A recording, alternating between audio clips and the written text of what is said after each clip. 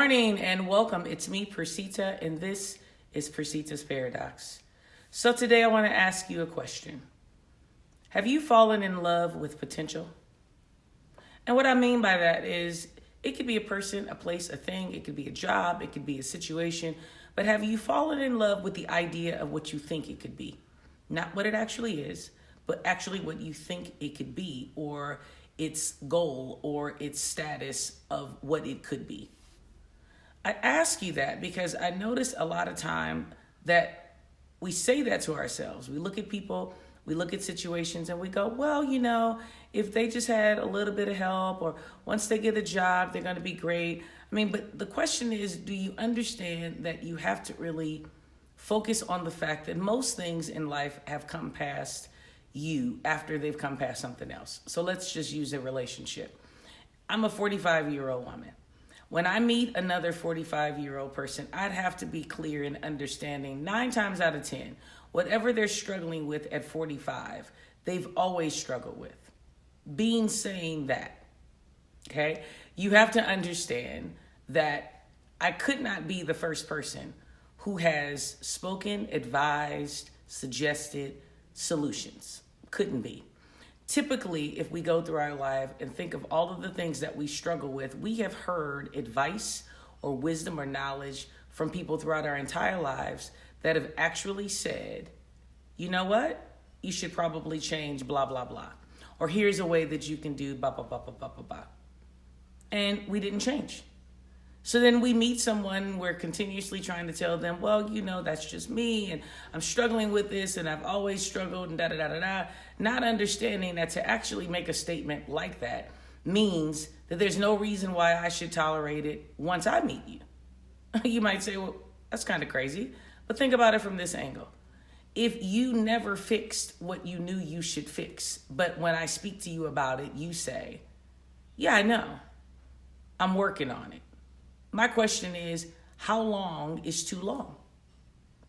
Have I then taken on a responsibility of something in being your friend, in your relationship, in a job status, anything of the sort? Have I taken on something that has clearly been recognized years before that could have been fixed and was never fixed? I say that because I find myself listening to a lot of my friends and family telling me that. They're in relationships with people and they're involved in things with people who have told them that they're struggling. Now, I'm not telling you that I don't struggle with things, but what I will tell you is that it's very, very complicated for me to continue to struggle in things that I could have fixed prior. So usually my personal struggles are not involving things that have happened throughout my entire life. Every time I find something that's happening in my life, me personally, I try to actually get rid of it, completely eliminate it, fix it, or move through it. Now, I'm not perfect, and I'm not telling you that I am. I'm just telling you the formula that I try to use. So again, when I meet someone and they're telling me about all of the issues that have happened in their life, and I'm looking at them and I'm saying, this is what you could do. And they come back and they say, oh yeah, I know. I've been trying to do that. And so told me that a couple years ago. And ta-ta-ta told me that, a couple years ago. It puts me in a position where I have to say to myself, you want me to then fall in love with you based on the potential of you listening to me, even though you have absolutely never listened to anyone else. That gets really critically crazy for me once you start hitting 45 and 50 and 60 years old. These aren't old ages, but these are mature ages. These are ages that you are not able to continue to say that you are struggling in areas that you should have already overcome. And now you might say, well, what's those areas that you should have overcome? Common sense is one. You definitely should know that if you are making the same decision over and over again, looking for a different result, that is not a good mathematical problem-solving technique. You cannot continue to do the exact same thing the exact same way and look for a different result. I don't care who you are. If you're in a relationship and you continuously start your relationships off by telling the next individual all the reasons why the last person didn't work out, not understanding that you're the only common denominator, only for the current person to then tell you that you are still struggling because you're treating them the exact same way as the last person.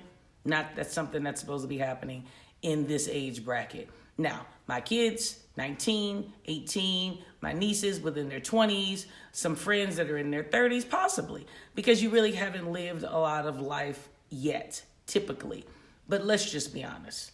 In this age bracket, it's just a little crazy to continuously say that you're a good person and you know what, I should really give you a chance because no one's giving you a chance. The question will always lie on, are you giving yourself a chance? Have you forgiven yourself? And then have you assisted yourself in solving the problems of yourself? I use relationship because it's a simple dynamic to use. Most of us don't want to be alone. Most of us. I could say that even in our debacle, because we've been separated before, and the thought of me being separated or divorced or alone was fearful. And it absolutely scared me.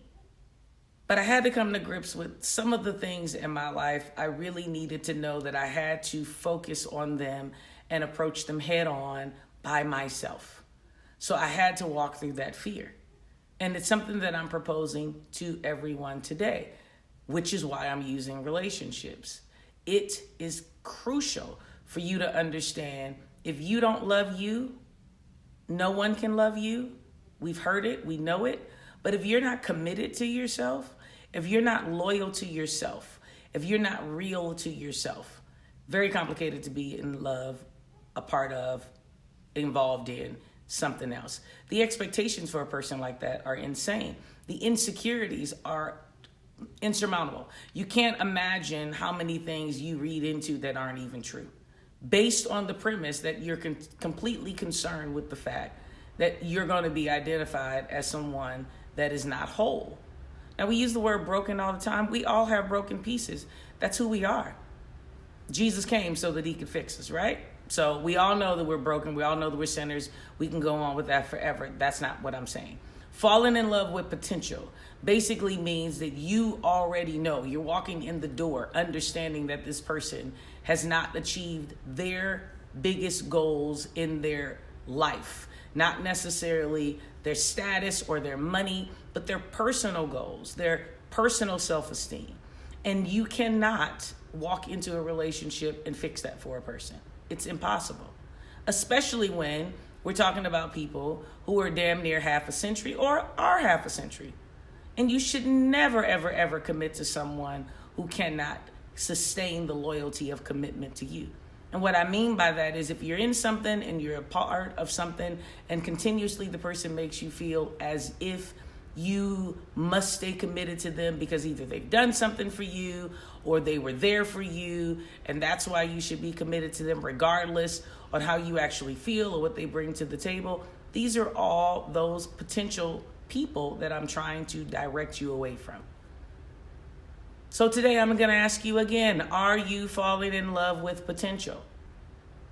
If you are, 9 times out of 10, you have not completed the foundational goals in your own life. That means that you also have some sense of low self-esteem. And it also means that you are looking for someone to complete you. And it also means that you are struggling with things about yourself. And you're hoping to then find someone weaker than you. That may seem terrible, and it may sound like something that you don't want to address today. Trust me, I try to assess my life like that often because I have to identify, am I looking for someone to fix me? Do I want someone to fall in love with my potential, but I don't want to do the work? Or am I willing to actually execute what is necessary? And that's what I want you to think about. Starting your relationships, because this is where this actually sustains. Jobs are a little different because typically you're on a job that you don't really like and they're dangling carrots in front of you and they're telling you all the things that they're willing to give you if you just hold out. But after a while, let's just say, I don't know what that while could be. For me, it's a very short while because I'm not very patient in that sense. But after a while and you see that the carrot is just being dangled, you're literally falling in love with just the potential of what could possibly happen. And then you say to yourselves, well, I've been here so long.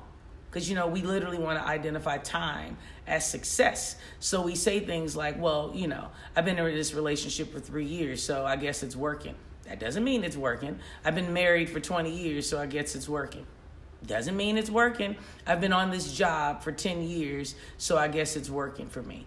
Doesn't mean that at all. It simply means that you've grown complacent, and it means that you have fallen in love with the potential of what could or couldn't happen. So today, let's affirm. Potential is not enough.